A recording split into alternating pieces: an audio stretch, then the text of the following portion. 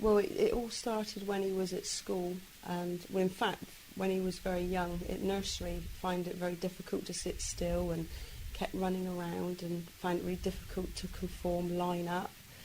And when he got into primary school, he fidgeted a lot. He got labelled as a class clown very early on.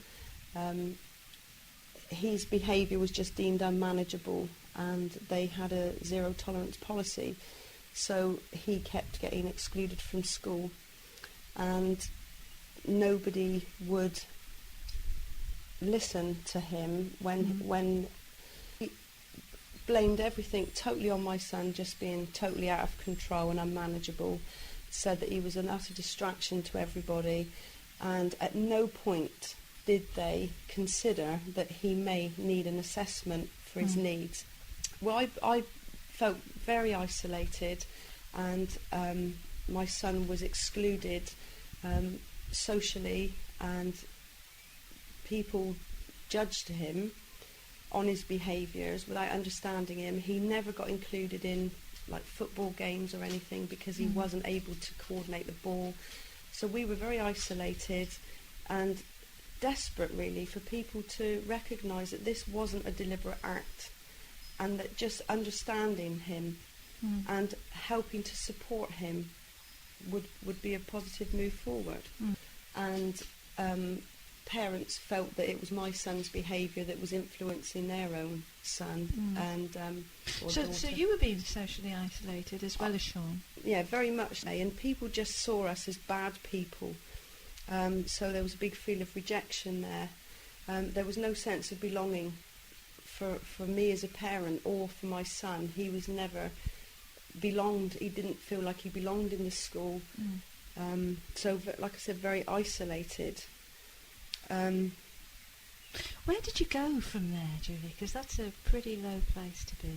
So I went to Bibic and had an assessment where you get involved with about 5 different professionals, and that is when they assessed him as having sensory perception difficulties. For example, he used to sit on his legs or cross his legs when he was sat at his desk, which they're not allowed to do. They have to put their feet flat on the floor. For my son, he used to do these things because it acted as an anchor. Because when he leant forward to do his work, for him it was like he was falling. So therefore he would cross his legs or sit on a foot as an anchor. He never got to complete his work. And the reason for that was established is that he had poor pencil grasp. So his muscles in his forearm ached to such a point that he could not write anymore.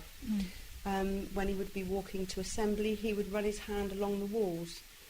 And that was because he was trying to make sense of what was around him.